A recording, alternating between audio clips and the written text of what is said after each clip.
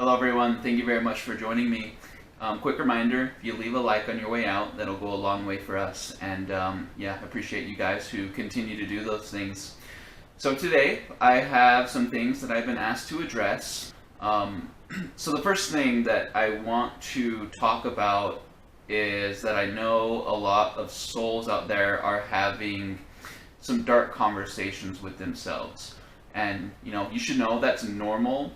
It's normal for a human being to have that back and forth with themselves. It's part of this experience. It's part of what gives us contrast to know what to do with the light that we carry.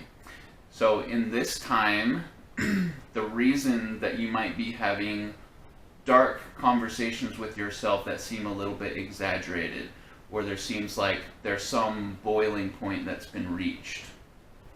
And the reason that kind of stuff is so heavy right now, so it's multiple reasons. So the first thing you should know, if you are having those dark conversations with yourself and you are taking it personally and you're not studying yourself and putting forward corrective measures, and you're actually just going through the process of beating up yourself after having it, you're just doubling down on that darkness, and it's going to drain your batteries just that much more. So in the winter months, the conditions on the planet call for a reduction in the things that make you feel good, the feel-good chemicals in the brain. And that's happening, because, call it lack of sunlight if you want. Everything right now in nature is literally resetting itself and preparing for a new bloom of life. A human being, a human body, and the consciousness that's functioning within the body is no different. We're going through a cycle of reset. And in 2022, it just so happens that the Galactic Center is pumping in more high vibrational energy than we've ever experienced here before. So what that is doing in your system, it's causing you to have to take a deep look in the mirror. You're having to tie up loose ends in your consciousness. You are having to face your shadow because it's right there on the surface. You're having to heal old wounds because you can no longer function as this damaged person and also a fifth dimensional being. As beautiful as this place is, it's been absolute hell for some people out there. And even those who are very fortunate and have even the gratitude to express and appreciate that fortune, what does their Akash look like? What have they been through? Humans are coming out of a period of time that is uglier than what the history books are even showing us. And we, as old souls, have experienced the majority of that darkness. Can't sweep it under the rug, you can't put it on the back burner. It has to look you right in the face and you have to clear it. Some of you are even having nightmares for the first time when you haven't really had those in years, or whatever the case is for you.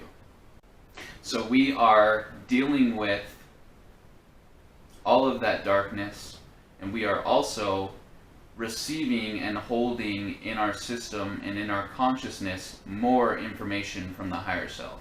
So all of that darkness that you're processing, you are receiving the light that you need to counter it if you choose to find it. So what that means for some of you out there is that you need to absolutely go back to basics. You need to get into nature. You need to anchor into Gaia. You need to drink from the sun. You need to break the work, rinse, and repeat cycle with some kind of creative endeavor. You need to, first thing in the morning, go through your system, study yourself, identify where an imbalance might exist, and take the initiative to send the love and light there to correct it. There is a lot of expecting the guides to carry the load with everything, and then we turn around when things don't go exactly the way we had anticipated, and we're like, what are you guys doing? What are you guys doing? You need to understand that it's up to us to be disciplined. discipline is the foundation of which all of these profound experiences, past, present, and future, are going to spring from. So, what darkness exists in your consciousness? Are you experiencing it and processing it, or are you observing it and healing it? There is a difference. You can do it the easy way or the hard way, but right now we are being asked to work smarter and not harder. An old soul on a mission such as yours will carry the weight of the world, and then they will burn themselves out for it. You need to understand that we are participating in a game that resets itself every 24 hours. It's just part of the makeup of this reality and the suit we're operating in that is attached to it. So if rest and recalibration is what you need, you should carve out some time for yourself in order to do that. So every day you should be going through a checklist of what you need to do to give this vessel the fuel to house the higher self, which you are. And that's exactly what you're doing. And, you know, if this was an easy process, they wouldn't have sent the All-Stars here to lay a foundation for how things are done so that humanity can quantum leap forward instead of taking these baby steps that have been, you know, a thorn in a lot of our side. Okay, so next thing I want to talk about is how engaging in the Akashic records can help certain things that you're experiencing now, you know, the fatigue, the overload of your system. When you invest in the process of not just entering the Akashic records, but holding your awareness there as long as possible, every time you do that, you get more energetically entangled with that vibrational space. The more you go into the Akashic records with focus intent, you are calibrating your field to be compatible to carry that open with you all the time. So when you get to the point where you're entering the Akashic records and you're getting information and then you leave that space, you will find that the same downloads you're getting from that meditation are coming in just your everyday life that you're working and functioning in. So what does that do for you? So what having the Akashic records functioning in the background, almost like it's an app in your system or a modification to your energy body, the Akashic records will monitor your energy system and will allow it to function much better. So what it will do is it will reduce the usage of things that are not necessarily needed in the moment, and it will amplify your other senses or energy centers when the situation calls for it.